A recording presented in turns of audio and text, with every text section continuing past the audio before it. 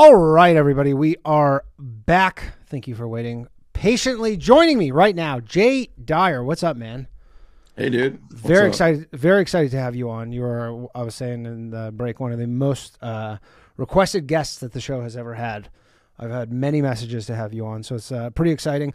You're an author, comedian, host of the Alex Jones Show, writer for Sam Hyde, Dog, a lot of other stuff too. Yeah, man. It's been a crazy past few years. Things have kind of blown up and snowballed, and a lot of different things going on. Glad to be here with you. I was watching some of your stand-up. I was enjoying it. Oh, thanks, man. Appreciate it. Yeah, I was watching a lot of your live streams. Oh, actually, hold on. Your video jumped up here for some reason. Okay, cool. All right. So you cover a lot of stuff. I'm not well-versed enough. I know you do a lot of these streams with like all these religion debates. Not exactly my wheelhouse. But you're a big technology guy. It seems like you're big like crypto, stuff like that. So do you have any? Have you been following this DeepSeek thing and how it relates to like the Stargate and all that stuff, like Project Stargate? Yeah, I mean, I follow the Stargate stuff pretty heavily, and I just saw the Chinese stuff today. I don't know what all the plans are behind all that, but yeah, I'm pretty much just a Bitcoin dude, so I don't really get into even stocks very much. I mean, I bought some here and there, but I'm pretty much all in on Bitcoin. So, to me, it didn't really affect a whole lot today. I mean, the Bitcoin went down a few percent today, but yeah, I didn't even mean in relation to specifically like stock prices or asset prices or anything like that.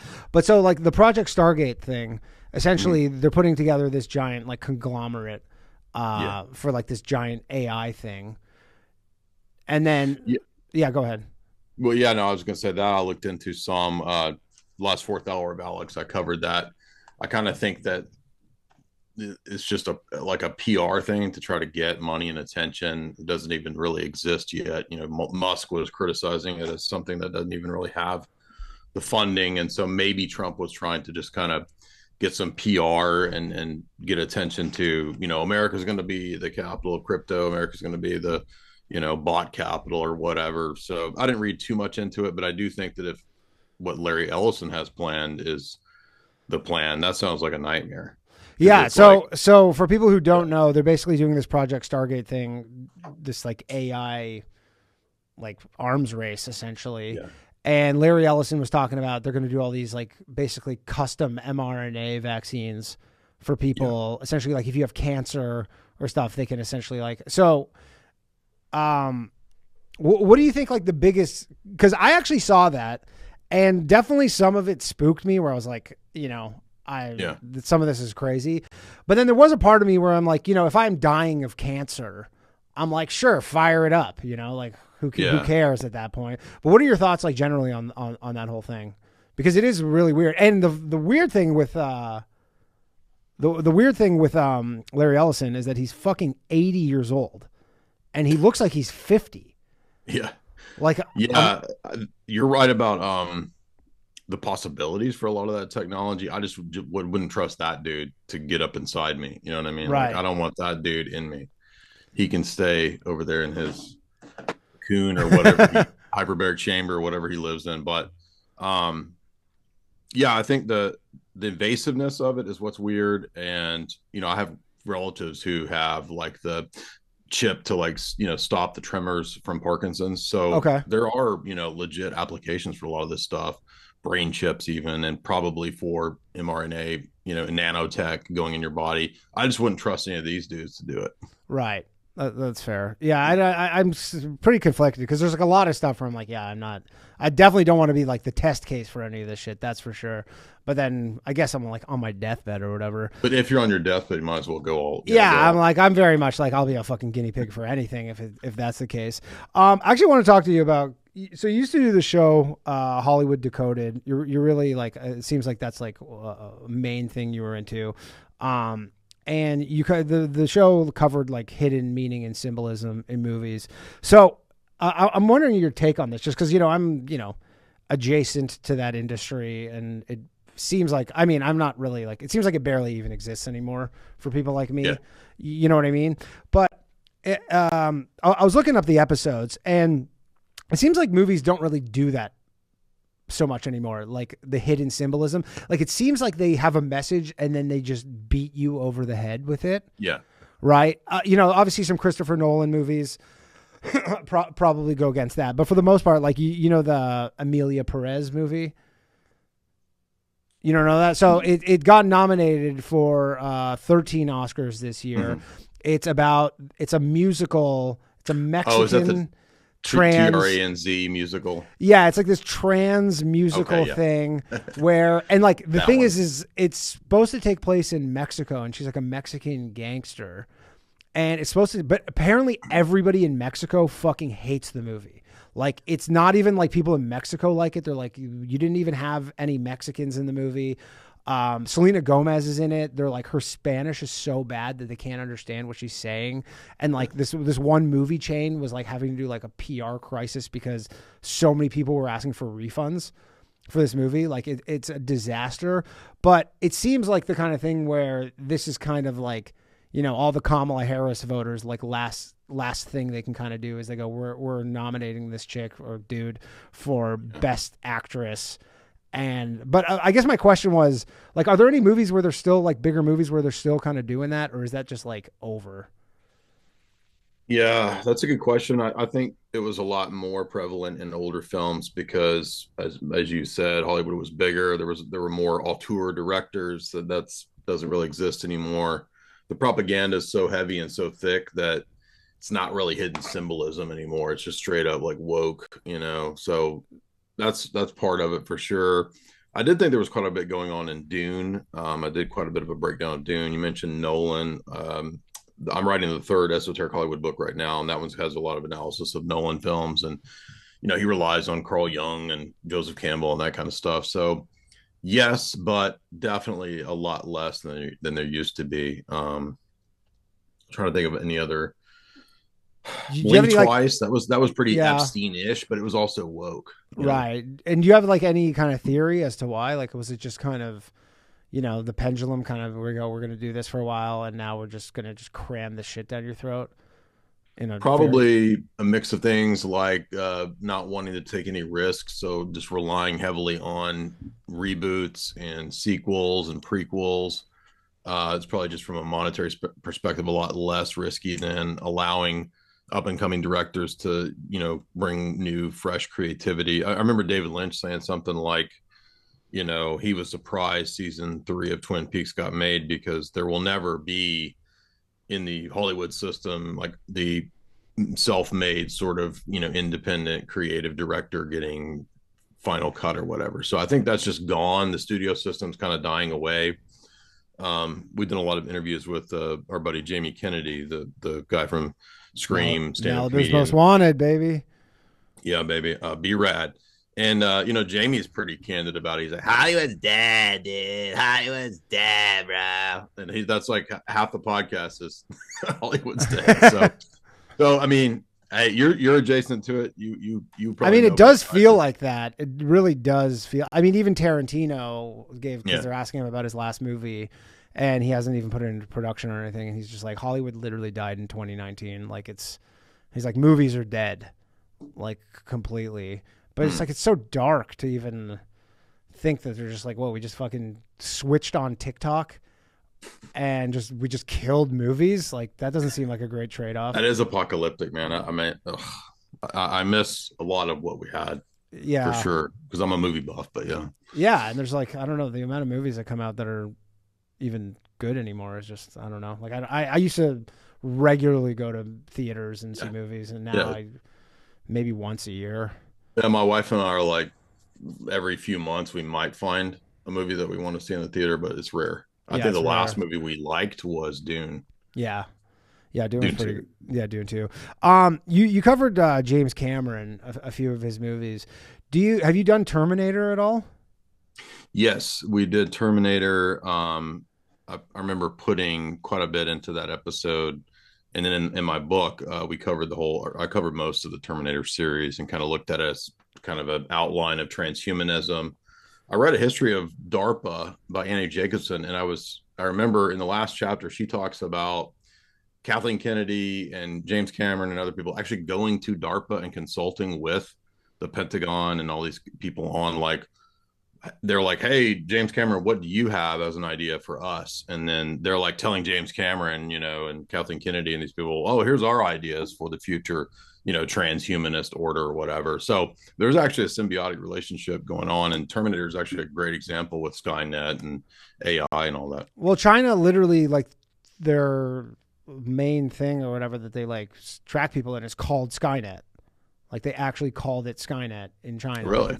Yeah. And like, it's like the Terminator, like, because I'm starting to actually get a little freaked out by the AI stuff, even though like I make all these AI videos, like comedy videos and stuff, but not trying to be like a crazy doomer. But I am starting to, like, you know, the more AI stuff, I'm like, we're so fucked. And it seems like Terminator is almost a bit of like a manual. Like, you know. Yes, actually, I remember reading that when they made the first one, Reagan was at Bohemian Grove, and they had a conversation about the creation of the Star Wars Defense Initiative (SDI), and Skynet was birthed out of, well, the fictional idea was birthed out of the SDI initiative, which was originally to create like a globally linked AI Skynet satellite situation. So what's in the movie is literally based on Bohemian Grove's discussion about SDI. Really? Yeah. That's crazy. Was there any other stuff in the movie that was like kind of taken from real life in that sense? So I remember in Annie Jacobson's DARPA book, she says that when they were talking to the DARPA people, they were talking about, like, again, going back to that mRNA invasive technology stuff, like the possibility of not just implantable chips, but like the next generation of that being nanotech and nano blood, that kind of stuff. I think that's what they were talking about, and that was actually, believe it or not, that actually comes out of MK Ultra. So when MK Ultra went underground after they had the congressional investigations, they rebranded it as MK Search and MK Delta under biowarfare, and it became biometrics and genetic experimentation. So literally, like Skynet, transhumanism, Terminator, all of that, like, it comes out of like the 50s CIA, MK Ultra stuff. Do you think, because I was talking, I can't remember what guest I was talking about this on, but we were talking about MK Ultra, and I was wondering, like what is the modern kind of is there a current version that they're doing? I feel like it would be through screens. Like it wouldn't be drugs. Like it would be like through TikTok or something. Yes. Something like that. But it's just all the like nanotech. It's all the like super advanced tech. I don't know if AI probably connects to that, but yeah, you had a lot of these like super math nerds, like John von Neumann and these different characters that were in what's called the Jason Society. That's pretty wild if you look that one up, because it's like a bunch of super elite scientists and mathematicians that were working to create a lot of what we have now. And they were all kind of working with Rand Corporation, Pentagon. So, I mean, there is legit basis to be concerned about the technocratic stuff for sure. Yeah. Is this something that like you're specifically worried about? Because it seems like this thing where it's like there's like I don't know what you can do about it at this point. Like, you know, there's one thing if they're testing LSD on people and they can just stop doing that, but you're like, well, what are we even meant to do now? I mean, I'm kind of a skeptic about some of the stuff, which sounds kind of weird because I'm always trying to read the books. One of the things we do on my channel is we do the writings of the elite, where we read through their books and then I kind of lecture through those. So it doesn't come out as conspiracy theory. It's just me kind of lecturing from what they wrote. And they're pretty candid a lot of times about what they have planned. But when I see a lot of science stuff, a lot of claims of, like that other day they were talking about, oh, this quantum chip that Google has, it's pulling energy from the multiverse and other dimensions. To me, that's bullshit. I don't believe that there's other dimensions that a computer chip is pulling energy from. Yeah, so that's nonsense. So I treat a lot of those kinds of like super duper fear claims with a lot of skepticism.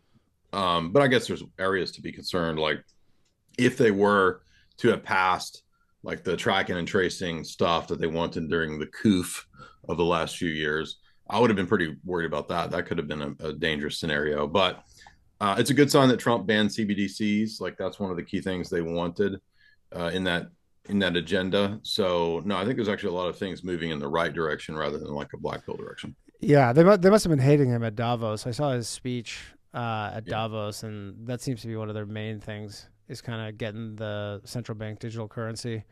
Yeah. Do you think he's gonna be able to fight them like the entire time, like that he's in office? Because he seems like a lot of stuff that they want to push through that he's It's a somewhat great pushing question. I back mean, on. like I saw him saying today that they were like, well, he was saying something like, "You're only allowed to run twice. Can you run twice? I don't know. Probably you could only run twice. Maybe I'll go again. I don't know." So maybe he's going to run for, like FDR did, like 10 times in a row or however many times. So, I mean, maybe, which I guess that would be good. I mean, I have criticism of Trump, but I think overall, there's things moving in a positive direction. So if we get rid of the income tax, we get rid of a lot of these weird, he moved out of the green agenda, which is a big part of the global elite stuff. Things are going in the right direction. So, but I mean, yeah, it's a good question. After 4 years, what happens? I don't know. Yeah, I mean that'll make people's fucking head spin if he somehow manages to get another term. I mean, Mm-hmm. it'll be obnoxious to hear all the people with the dictator stuff. They go, "Oh, that's just what dictators do." Uh, Well, I mean, yeah, you could argue FDR was kind of a dictator. He ran multiple I times. guess. What was his deal? It was just it was a wartime thing. That was his reasoning for it. Well, that and like he was going to solve the depression, and I mean, he was an outright like Fabian socialist, so he was pushing a lot of like hardcore socialist stuff. What And is the Fabian thing? I heard you talk about that. I'm not familiar with it. this was a movement in the 1880s and 90s in England amongst some of the upper crust. Uh, and it wasn't just kind of weird, eccentric intellectuals. It was also some pretty powerful people in the circles of Royal Society and people like that, the Milner, Rothschild, Rhodes circles, particularly Lord Milner, who was convinced of this idea from people like John Ruskin that the British Empire could be revamped into a kind of a global socialist federation technocracy. Actually, I was reading right now one of their dudes is Toynbee, Okay. and in this book, he's like, "Yeah, we got to take back America and turn it back. We got to turn it into some kind of socialist thing." They were And saying they're this all in the pretty, 1800s. yeah. Well, the Fabians begin like the 1880s, 90s as Oh, this okay. philosophy that it's called Reform Marxism, which is Marx's, like uprising proletariat thing didn't work, and they had the idea that instead of trying to get the workers who don't care about all this abstract Marxist nonsense and neologisms and like high tier Bolshevik philosophy, they only care about the like lunch break and getting a beer, right? So the idea was instead of focusing on the proletariat rising up, let's join with big capital, and so they called it reformed Marxism, and it later became Fabian because the idea was from the name of the Roman general who believed in like slow approach to battle. Their idea was instead of like overnight Marxist revolution, it's unrealistic. We need like a slow, gradual move to bring in the strategy long term. And so it aligned very well a few decades later in the 1920s and 30s with technocracy. But yeah, it kind of originates out of London, and it's really just reformed Marxism aligned with monopoly capital. So it kind of sounds like a little bit like China, Yeah, actually, like you a could make blended. analogies there because they're not necessarily against a market economy for sure. The Labor Party has for a long time been openly Fabian. They don't call themselves Fabian socialists; they call themselves Labor, but the Labor Party is started by a bunch of Fabian socialists. IMF, World Bank, Aspen Institute, um, Bank for National Settlements, all of these entities are actually like literally Fabian socialist economic entities. John Maynard Keynes was a famous Fabian socialist. Interesting. Do you think any chance that Trump gets rid of the income tax? Guess what? Gets rid of the income tax? Oh man, I'm hoping so. Yeah. I'm like, can you get on this? Because like the taxes are coming due. Can we go ahead and do this right now? Like, I got pretty hefty taxes, so please Yeah. get on this. Yeah, that'll be nice timing. I mean, he just talked about it again today. So, I what do you think? Yeah, I mean, I can't tell how much with him right now is like just trying to muddy the waters a bit and just kind of send everybody on like a wild goose chase, being like, here's 50 fucking things I want to do, and then it's almost like a Yeah, distraction trying to do something else. But I mean, a lot of people were saying that about all the tariff stuff, and then I was talking about at the top of the show, like I basically read a paper from his like chief economic advisor from literally last year about exactly what they plan on doing. Like it's like to a T, exactly all the tariff stuff. It's called I have the name of it here. It's I can't find it, but it's a user's guide to restructuring the global trading system by this guy Stefan Miran. Check it out. It's only like 40 pages, but it's literally, because everybody keeps thinking he's like really just firing from the hip, like he just says shit, and you're like, no, they're following this like really specific plan of tariffing like every nation on earth essentially to completely reorder the entire like global trading system. I mean, that's how money was made prior to the Federal Reserve being set up. So yeah, let's try that. Yeah. I mean, let's, instead of like taxing and destroying the working class within the country who, you know, are paying all of this money to people who can actually just make money out of thin air. Yeah, why don't we try something different? Yeah. Yeah. And I mean, he's been pretty pro. You're a big crypto guy. He's been like pretty pro. I'm sure you're pumped about that, how pro crypto he's been. Yeah, I just wish that the executive order had been a little more specific about Bitcoin and not just quote crypto. I mean, it's still good news. It's still bullish. But, you know, everybody's waiting on this strategic reserve, because if he does do that, if the Cynthia Loomis bill passes, that will literally, if, you know, the plan is to buy 1 million Bitcoin over 5 years, that will literally take the price of Bitcoin to $1 million, basically. Yeah. But wouldn't they be better off? I don't know how actually like how it would work, like but wouldn't they be better off not announcing it and buying the crypto, like the Bitcoin, and then announcing it versus, because won't everybody kind of like front run it and just like push the price up? I guess like to the United States government, like what's a couple more fucking $1 billion? That's a good question. I think, yeah, we're in uncharted territory and nobody knows. That's why everybody's kind of debating and trying to figure out, like, will all the other countries then try to rush in? And the problem will then be a supply shock, which a lot of hardcore Bitcoiners have been predicting the supply shock, which means the price will drop, will go, you know, faster, higher, quicker.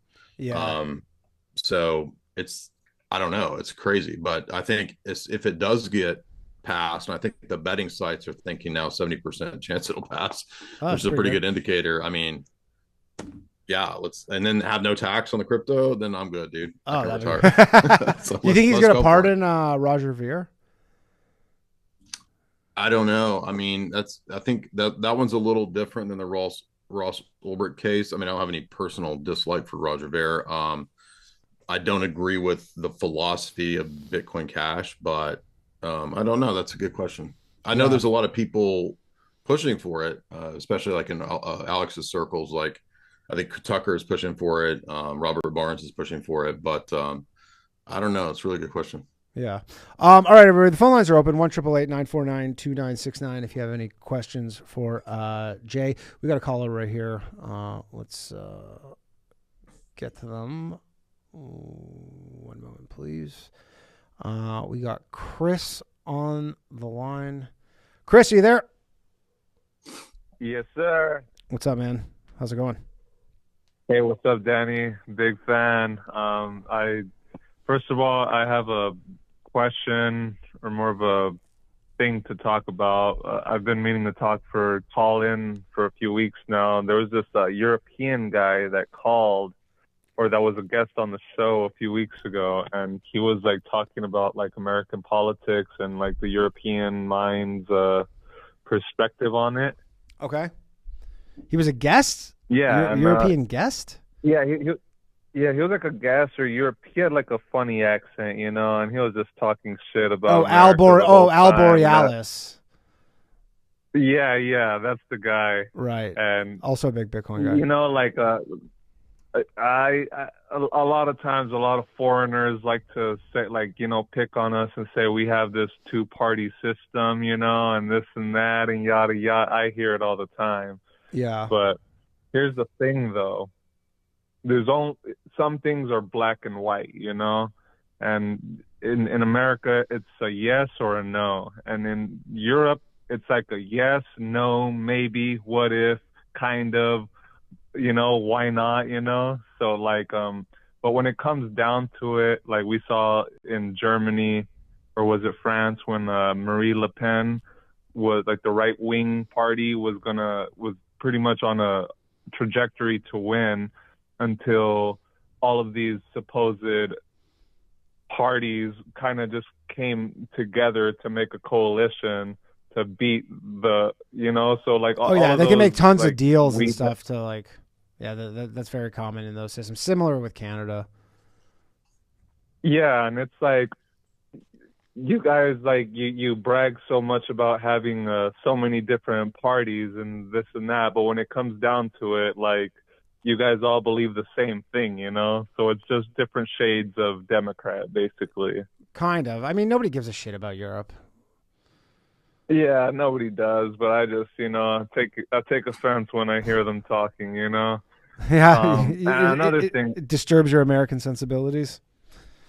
Yeah, it does. It does. I don't like it.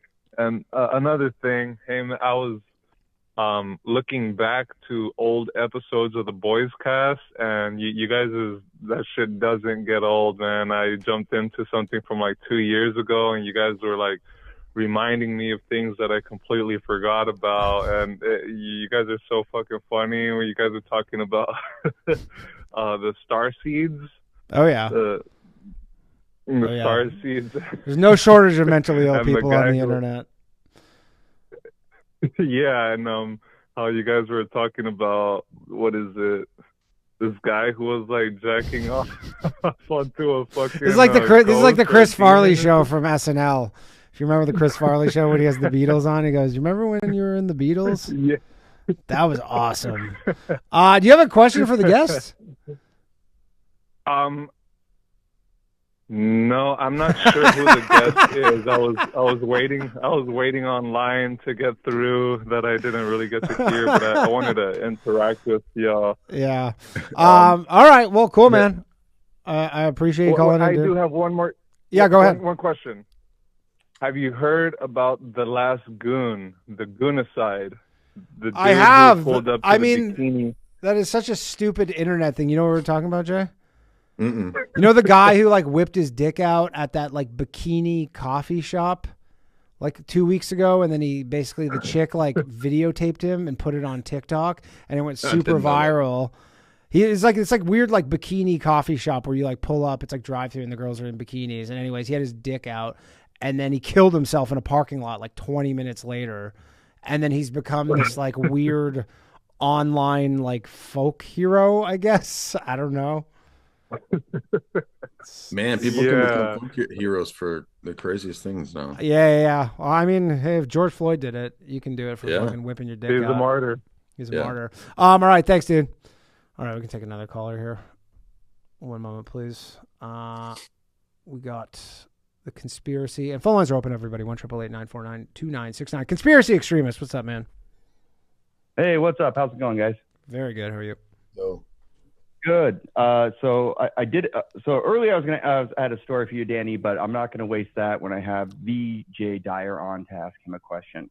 Yeah, go ahead. And this is actually a question that I've been trying. I looked into briefly on my own, but I think he's a good person to answer this.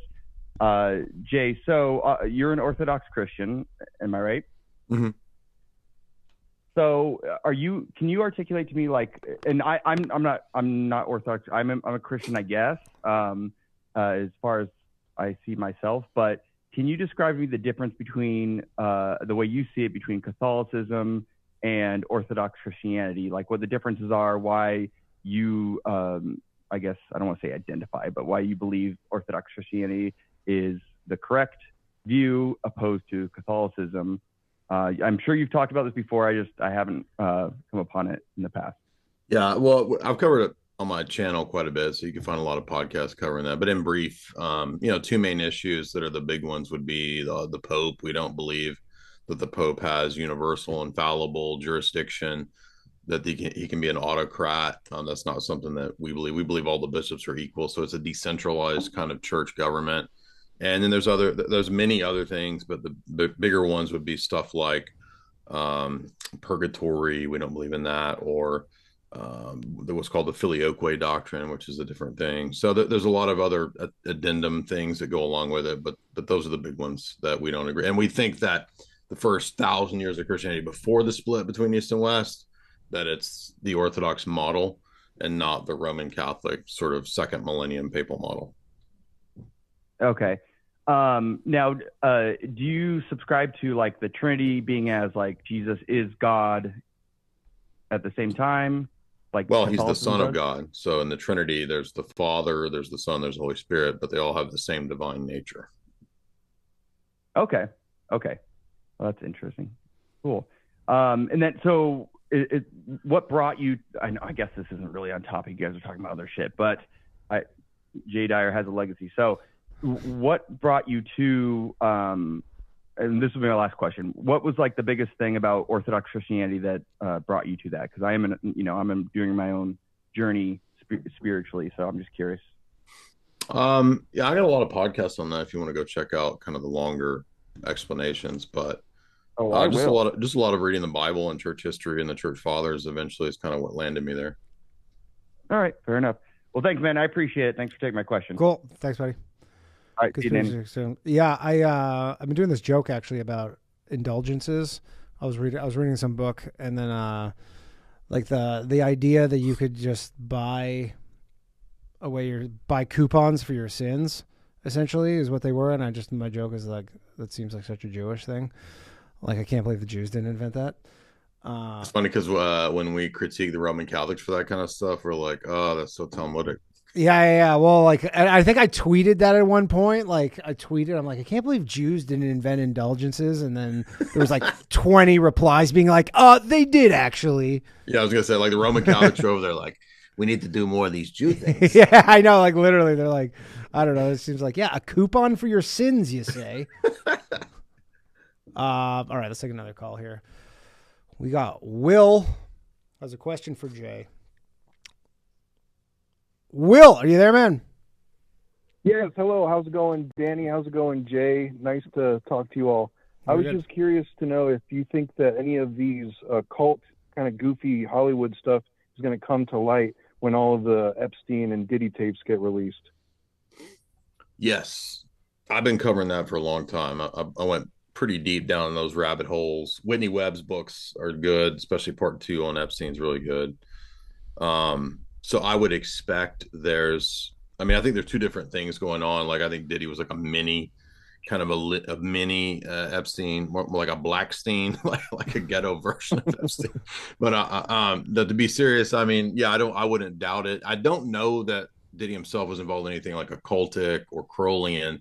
There was that weird statement though that Cat Williams made, and he's tended to be pretty correct on a lot of stuff. Yeah, he's pretty much nailed everything. Yeah, but he said something. It's a ritual, Joe. It's a ritual, okay? They go up in your booty. That's a ritual. Now, that's actually Crowleyan to do like the butt thing. So I wouldn't be surprised if there wasn't a Crowleyan influence on the Diddy stuff, but it will probably be like all the Epstein stuff. But I don't think there's anything occultic with Epstein that I'm aware of, but it doesn't have to be. And are you saying that like Diddy, similar to Epstein, had like foreign government handlers? Or government handlers? I think that's likely. I don't know about foreign, but some people theorize that when he got that FBI visit in like 2002 or 3, like he might have been used since then. Like he just made a deal, basically. Yeah. And it's just been interesting. I mean, it's all theory, but yeah, of course. Allegedly, to use Cat Williams' word. Anything else there, caller? No, thank you very much. You guys have a great night. Appreciate it. Do you think, because obviously Trump last week or in the past week, it feels like it's been fucking months, but he obviously dropped like the JFK, RFK, MLK stuff. MLK was getting down to some fucking, he was a little Diddy action himself. Did you read the MLK stuff? I not yet, but I knew that a long time ago. I read a guy that was critiquing MLK a long time ago, and he was into some freaky sex shit, man. They were like, pretty wild dude. Dude, they were like hiring prostitutes and making them do all this like butt sex and all this crazy stuff and like crazy rate, like multi-day like orgies and all this stuff. But do you think, I was just to bring my point back, obviously he didn't announce the Epstein thing. He said basically we're getting the JFK documents, RFK, MLK, nothing on Epstein. Do you think Trump like releases Epstein, or are there like way too many people in government who are like implicated in that where it just can't be done? I don't know. He's kind of such a like shoots. I think he does shoot from the hip, and it's all kind of like why. I'm not saying there's no planning, but like it seems like a lot of things. Like he throws curveballs. I have no idea. If it doesn't happen, I won't be surprised. If it does, I won't be surprised. Yeah. I saw Alex was calling for it, like Trump needs to do this right now. Epstein right now. Yeah. I mean, we had Nick. I don't know if do you know Nick Bryant?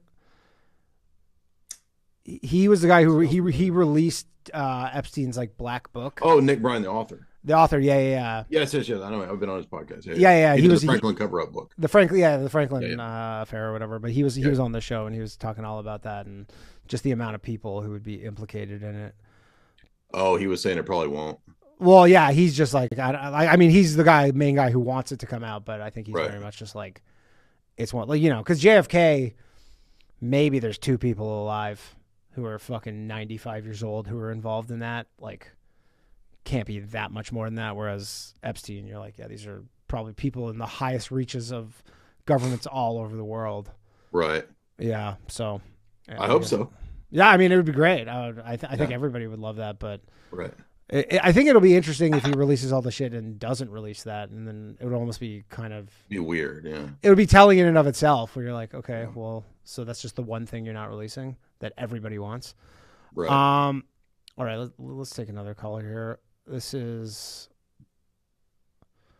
okay. This might be interesting.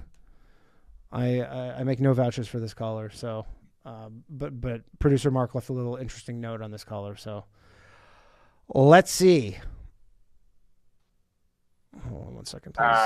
Hello? Hi, this is Moishe Goyman. Okay. Hey, Moshe. I just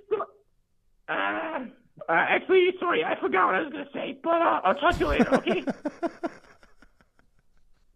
Literally had a note that said, he goes, weird impression, but then he says he knows David Lynch's son, which was what I was more interested about for the call. But generally, when people call in with an impression, they think they can do it for longer than they actually can. Like, they kind of think they can do a bit much longer than they have the ability to do that. You know, it's funny. I've noticed that people who do impressions, and I try to do impressions. Yeah, you do some pretty good ones. I've noticed that you can't do it for like 30 minutes, but people think that they can, like, oh, if I just keep going, it's still funny. It's not funny after like 5 sentences. Yeah, exactly. Like, you have like 2 minutes tops. Yeah. Unless you're doing like a character bit and you like wrote a thing. Exactly. But just like off the top of your head, like you go, yeah, I don't know. Nobody wants to hear fucking Woody Allen for more than 60 seconds. You covered a lot of the David Lynch stuff actually recently that I thought was pretty interesting. I imagine you were pretty bummed about the fact that we're probably never getting anything like that ever again. Oh, thank you, by the way, for the comment there. Like my Cat Williams and my Jamie Kennedy. Cat Williams on point, man.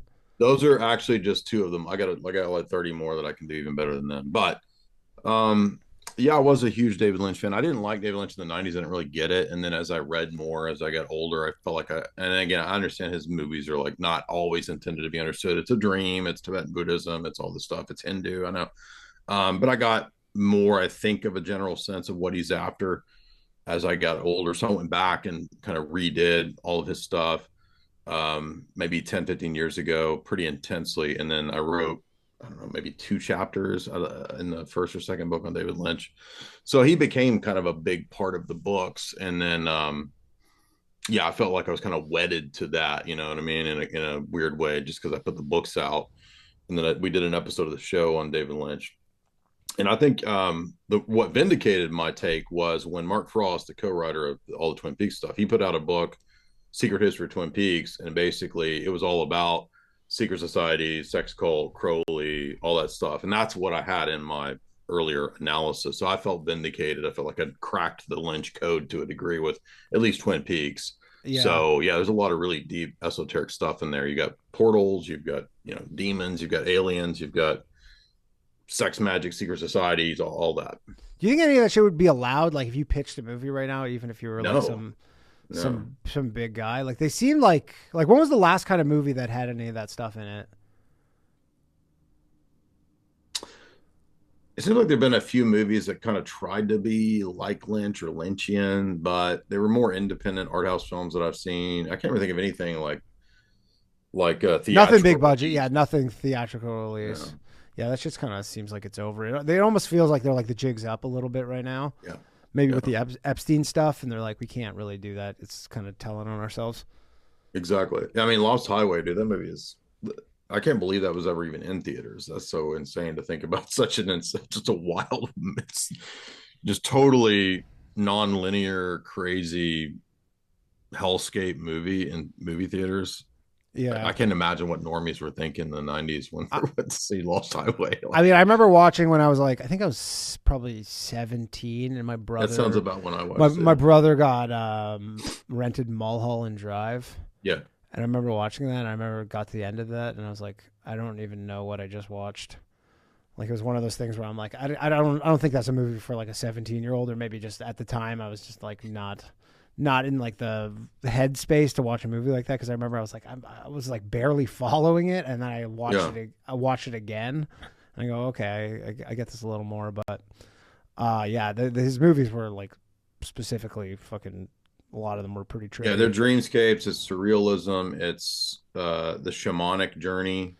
You know, that's kind of the key. For example, to Twin Peaks is, you know, fire walk with me. One shouts out between two worlds, which is a shamanic type of phrase. So I think, you know, Lynch at that time, at that phase, was interested in shamanic traditions. He was interested in Tibetan Buddhism. So hence you get Agent Dale Cooper being so obsessed with Tibet and all this kind of stuff. So tulpas come up in the show. That's a Tibetan Buddhism thing. So learning more about kind of comparative religion, I think, really helped kind of crack the code. And then as you get towards later Inland Empire, that's expressly influenced by Hindu metaphysics and Hindu philosophy. So it's pretty wild.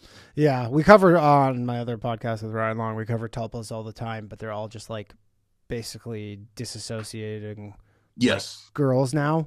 Like, essentially, they're all just like these girls where you're like, I think you just have like a dissociative disorder. And they're very much like, we do not have dissociative disorders. And they post in this Reddit about like, they'll literally, it'll always be like this thing where it's like some chick will be like, yeah, I'm like a vegetarian, but like one of my tulpas like isn't. Like, how do I, all these crazy questions. Like, you're like, and then we always yeah, go ahead. Another trend I noticed on TikTok, and it has to be like some kind of MK Ultra thing, because have you ever heard of the Therions? The wolf people? Yeah. Yeah. But they're like, oh, I have alternate personalities, but one of them's a wolf. Like, yeah. I got another one's a parrot. I got another one that's a crab. Like, what? Right. This is like next level multiple personality insanity. Yeah, we always joke with it because someone will be like, so it's almost always women or like non-binary, like dudes or whatever. Yeah, right now with the tulpa stuff, but they'll always say like, they're like, I have 7 tulpas, and we just always find it so funny where because you're like, do you have any like tulpas where it's just like a dude in a MAGA hat? Like it's never like I some got a guy far right tulpa, but we kind of keep him in the other hand. yeah, like you never have that. It's just they all just happen to share your exact beliefs about everything, and you're just trying to figure out how to like bang them. That's a lot of it. I don't know if like the original tulpas had like because obviously it's changed so much probably since like the original use of tulpas, but now it's all like, how do I fuck my tulpa? Like, is it like, do I need consent? Is like, if I make a move on my tulpa, is it like tulpa rights? Yeah, no, it's fucking crazy. For the David Lynch thing, actually, I was wondering, was he ever like involved in any secret societies that people knew of? Reference? I mean, not exactly. You could call transcendental meditation maybe adjacent to that, but not explicitly that I'm aware of. I mean, transcendental meditation is Maharishi Mahesh Yogi. It's, you know, just meditate, go within, and then try to create a reality within you, and then bring that into this world, you know, that kind of stuff. So anytime David Lynch is talking about inspiration or whatever, he will kind of talk about that. And I went deep inside and I caught an idea. And what you do is you bring that idea along with you, and a string of pearls of other ideas will come. So, but I mean, he seems to have done that for most of his stuff. Like, it's based on TM. Right. Interesting. All right. Let's take another call here. Actually, phone lines are open. Everybody, 1-888-949-2969. Excuse me. We got Jared. Jared, you there, man? Yeah, I'm here, buddy. How you doing? Very good. You are on with Subway, Jay Dyer. Jared? Jared Fogle? Do your best, Jared Fogle. Is he dead? There, but, Did he get killed? Is he dead? Did Jared they Fogle give him the good old stabby? Did he get fucked up? Is he still alive? I don't know. I know he lost Maybe weight. they stabbed him up. I couldn't tell you. Like when he got fired and quit being the Subway, he lost weight, and I was like, hey, wait a minute. Oh, he's in prison. I thought I read something where he like got killed in prison. Maybe that's somebody else. I know that the Michigan State dude got fucked up in prison, but I don't think he died either. Larry Nasser. Yeah, they took a stab at him or two, but they didn't get him. Yeah. Yeah. What's up, Jared? No, just always fun. Thank you for having me on, sir. Good times. Yeah, no problem. So the idea is, we got two stories or subjects we could discuss. We got the Jewish Japanese demons. Sure, I've never even heard of such a thing. So you've piqued my interest already. Oh, okay. So there's the Tengu. The Tengu is a kami or a god or be considered a demon, and it has a very interesting nose. Okay. And it happens to have the little box on its head. Like for the praying, you mean the whatever they're called? The phylactery, the phylactery that they wear, and not just that, he happens to carry the Torah no Maki, and Torah no Maki means scroll. He carries the Torah scroll. Okay. So I feel like this is setting up for a joke. Is this a joke? Like a long, no, this or is McDonald kind of joke? No, this is in Japanese folklore and history. That's crazy. And one of the things that this creature is associated with is, not always good. And there's also another Japanese kind of demon creature that has a bald spot that's called a kappa. But what do Jews wear on their bald spot? It does sound pretty made up. But I mean, honestly, if you're making this up on the spot, this would be a tough thing to make up. No, I'm not making anything up. What do Jews wear? They wear the kippah. Yeah. There's the kippah. Okay.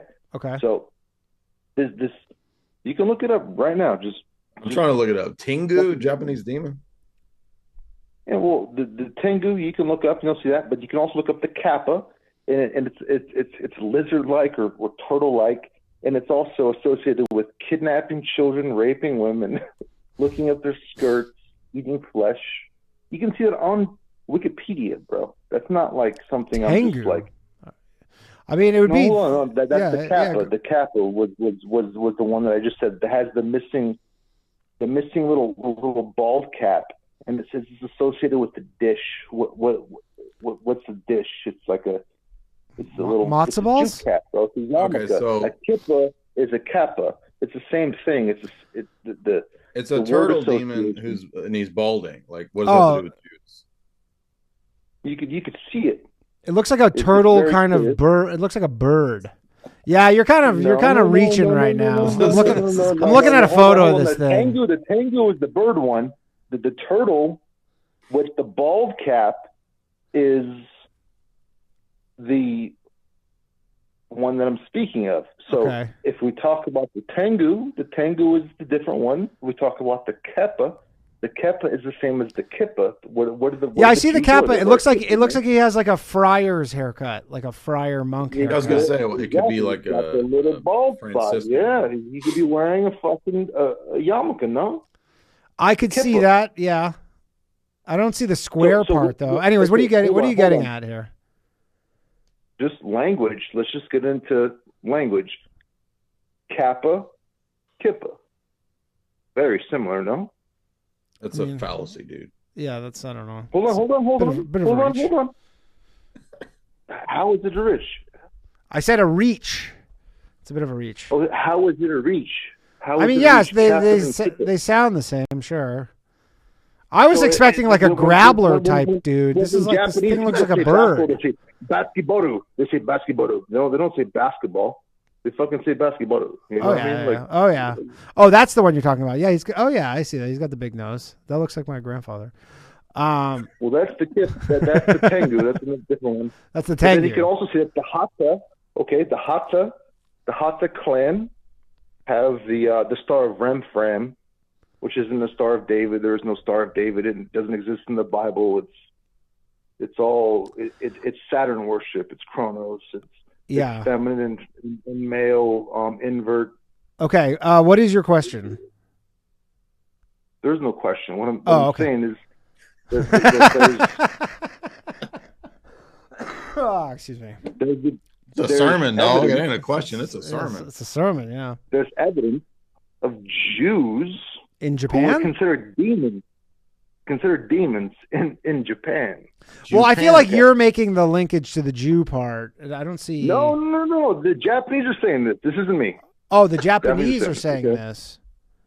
Yeah. Okay. Not me, buddy. Okay. Kappa Jewish. Okay. Let's see if I Google this. No. See, everything that comes up is Kippa. No, everything that comes up is Kippa when you search that. Kappa.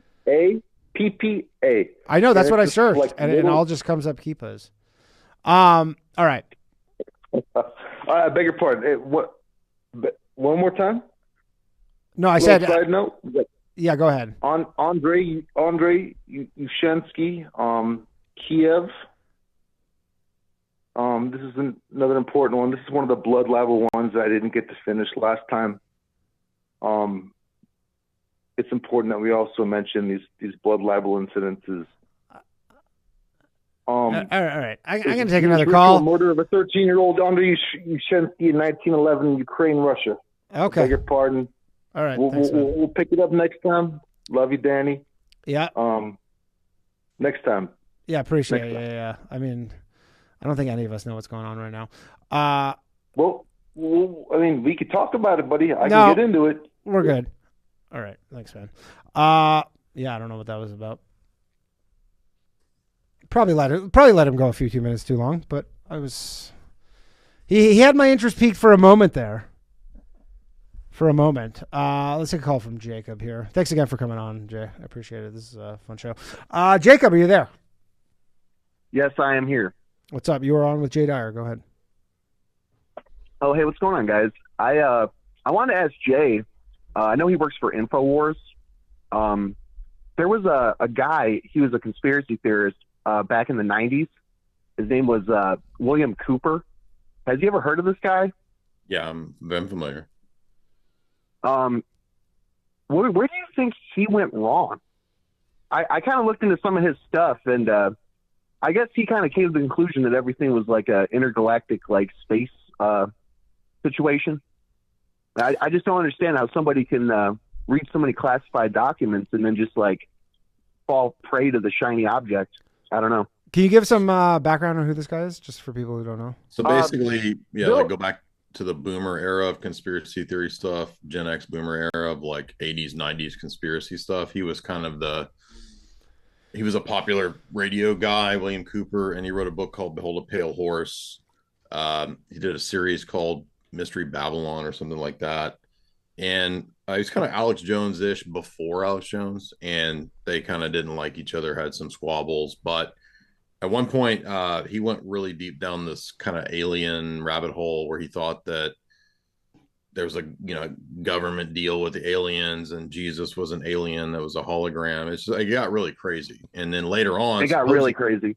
Supposedly he said something like, "Oh, I was misled. The government gave me these fake documents." And I tuned out when I heard, like, I'm not into alien stuff. I think it's really dumb. So I just usually tune out. Me too. Yeah, when I heard the alien conclusion, it kind of boggled my mind a little bit. Same here. Yeah, so that was my question. That was my question for Jay, if he actually heard of this guy and if he kind of came to the same conclusion. Is he still alive? No, he was killed by the government. Actually, he was killed by the government. I don't know how he died. I know he's dead. It was I think it was like a tax enforcement operation. They were trying to arrest him, and he wouldn't go. I guess he went out swinging. I'm not exactly sure, but he was killed on his own property, from my understanding. Crazy. But they really want their money. That was the question. I was more so actually going to ask you a question, Danny. Yeah, go ahead. You were mentioning something about some sort of like document you were reading about like some sort of like economic hit job we were going to execute on the rest of the world. Yeah, I just referenced it. It's called User's Guide to Restructuring the Global Trading System, and it's literally like the playbook that Trump's following right now. So when you said that, it actually kind of piqued my interest because I've noticed this trend with our currency and like the rest of the world's currency. Like as time has progressed, like the dollar has become so strong, and like that would seem to be like a positive for a country to have a strong currency. But it seems like the rest of the world, for exports. As our currencies, it's bad. It's not just bad for that.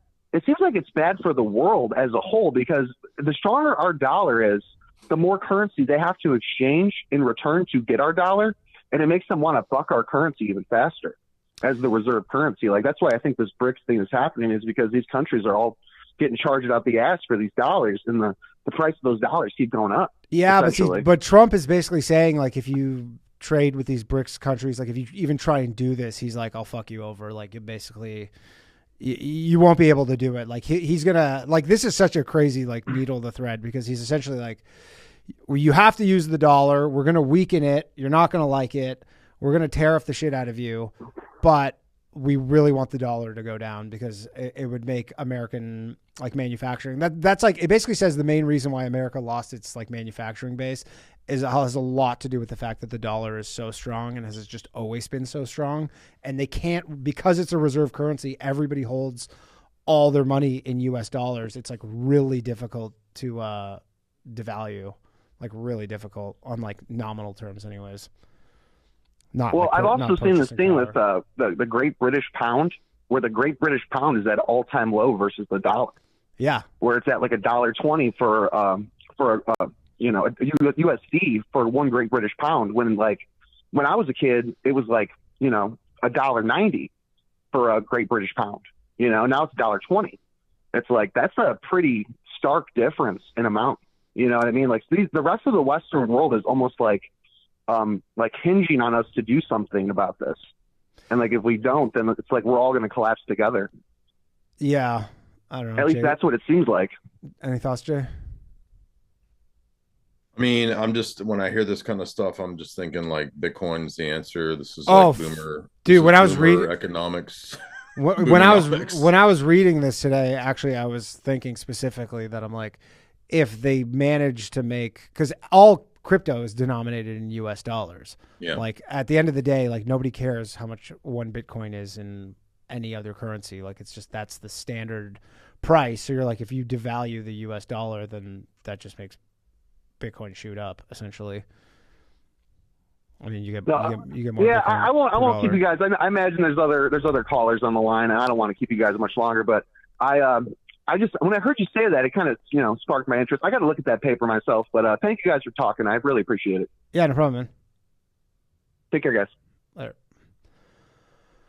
Oh, all right. Let's take another caller. We got a question for Jay, and we know that Ben is drinking. Ben, are you there?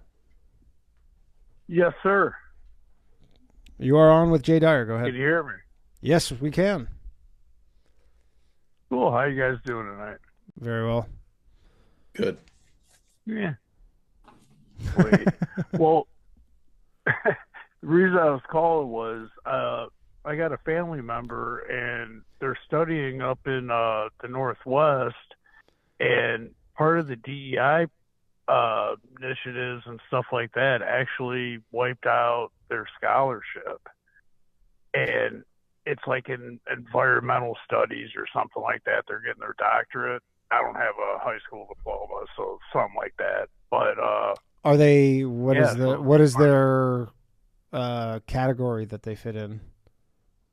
Like, are they some diverse think it's person? environmental studies. No. I'm saying that your family member, like, oh, are they a member of some sort of sorry, protected class? Indigenous. So They're indigenous. Okay. And really, they're taking it from the indigenous people? Man, if they were in Canada, we had someone call in on my other show a while ago and basically was saying they live in this like native reserve in like northern Ontario, and they just had some deal with the government because they were on their property was like some mine, and they made a deal, some mining rights deal like 100 years ago that didn't track inflation, and then the Canadian government was like, hey, we want to basically just pay you all this money we owe you inflation adjusted. He's like, everybody on his reserve got like $250,000 just cash payment. Oh shit. Wow. That's pretty cool. Yeah, and in Canada, like that's where I'm from. In Canada, they just are like giving this shit away. They're like, if you know, I don't even think they asked for it. I gotta find that Elizabeth Warren 1% Native American. Well, it sounds like in America they don't care as much because this person. I mean, if you're losing DEI scholarships because I'm gonna identify as a Canadian citizen. You don't want that. I'm telling you. Well, Oh, I don't. So Maybe I don't. I believe they're studying. It was something like environmental. So, like they've traveled all over.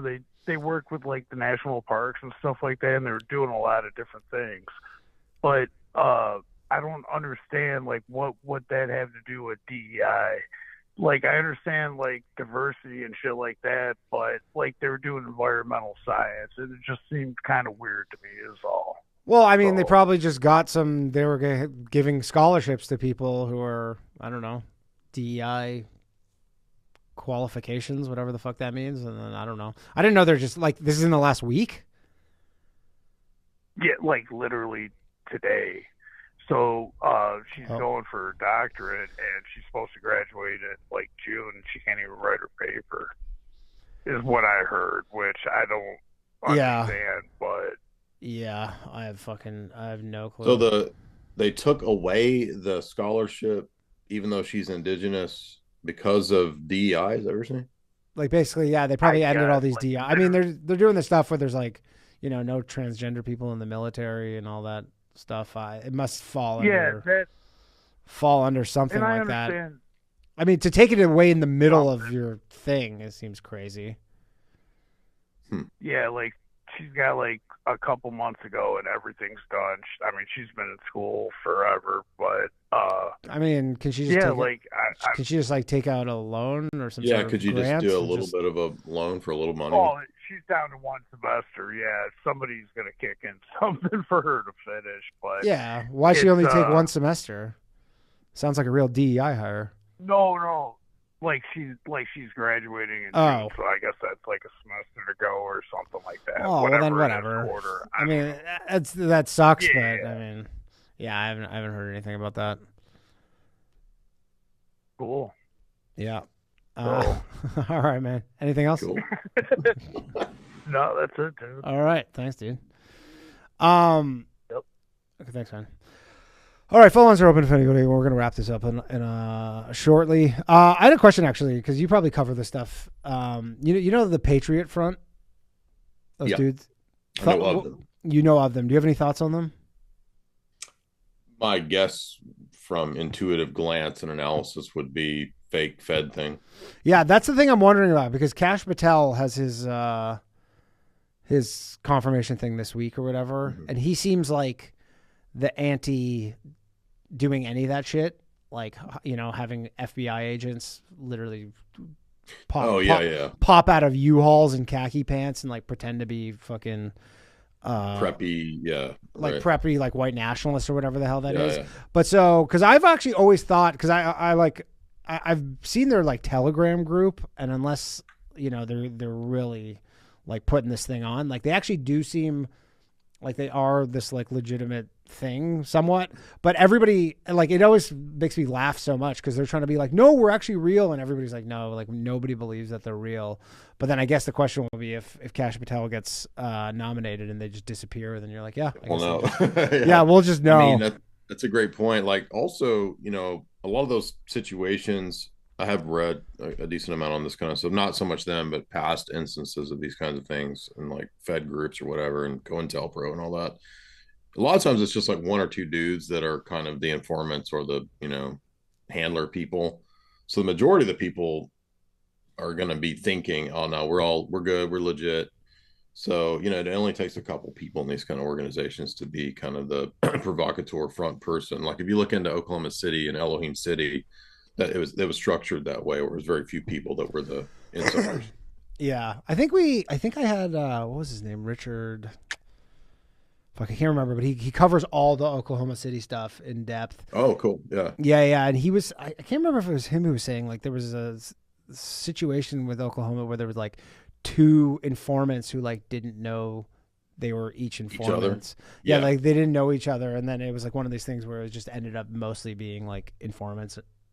And it was just like barely any real people, similar to probably like the Gretchen Whit. Well, the militias a lot of times turn out to be like different feds, and it's like 5 feds and like 2 rednecks. Yeah, for sure. And you're like, this is just mostly feds, and I guess they're just trying to get them caught up in something so they can say they're doing shit.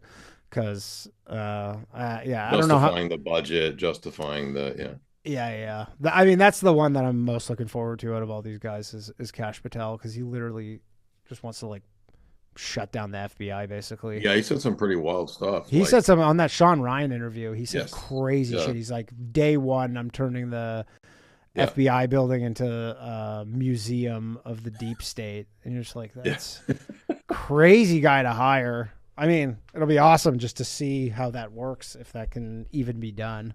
Exactly. I'm somewhat skeptical. All right, let's take another call, and then we'll let you go. Where can people find you? Where just your YouTube channel? Yeah, you can find me there. I have a website, jaysanalysis.com. Got archives there. I'm on Rockfin, which is a great free speech space platform. Every Friday, host the 4th Hour of Alex Jones. You can find me on Twitter, Instagram, all that. Nice. Okay, let's take a call here, and then we'll wrap it up. We got Slav here. This should be interesting. Hello. Yo, what's up? Yeah, what's up, dude?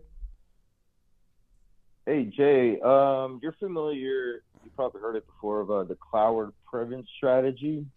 Yeah, where you essentially run up the debt to collapse the system. Yeah. Yeah, and do you know that it is the Kalergi plan that fuels it? Have you heard of that? I mean, I have Count Kalergi's book. I've read him. So what does that I mean, I know about the 2 different things, but what does that have to do with Cloward and Piven? Well, what is it? Wouldn't you think that like a mass importation of like, like a biblical locust level of so it's from different latitudes into developed nations is how you just basically set the Cloward Prevent strategy into motion? I see what you're saying. Like, so Kalergi's destroying the existing people groups through the importation of the people logically connects then to using Cloward and Piven to crash the economic system. Yeah, I think. Yeah, it's like the whole thing. Has that Cloward and Piven thing, has that been done like in other countries that we like know of? Or is that like a theoretical? Yeah, well, Danny, you know how you said like all these developed European nations and white Christian nations, you talk about they have a labor shortage. Well, the data has been come out from the last like 5 to 10 years where, they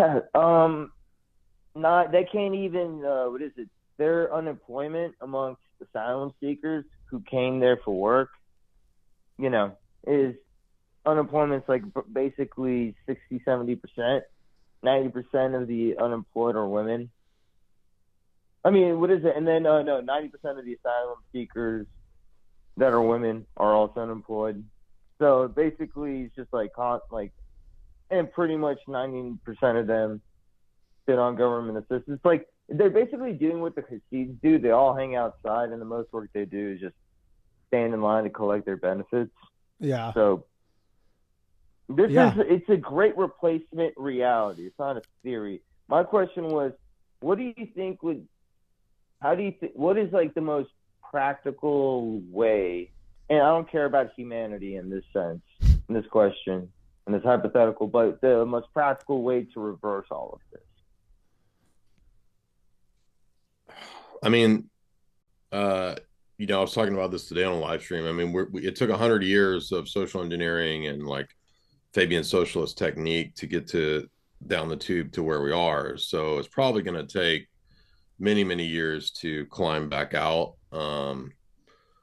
I don't know all the answers because, I mean, we're already locked into a global economy. So I don't know how we're going to be able to totally not be connected to to like just unravel that is. Yeah, I don't have any answers. But can it start with normalizing, letting people think like, hey, those people don't look like me, don't behave like me, don't speak like me, can't communicate with me. They can't interact. Their own way of acting in their own society in their head doesn't match mine. Like, should it start from like a bottom up level instead of a top? It seems like people are waking up to it because they're being forced to, because things are getting really crazy. I mean, people are getting to the point where they just don't care. Dude, half my complex gone. I got a whole stack of fresh matches actually behind the dumpster. You literally half the people who live where you live are gone. He lives in Texas. Are they gone, or are they just not leaving their house?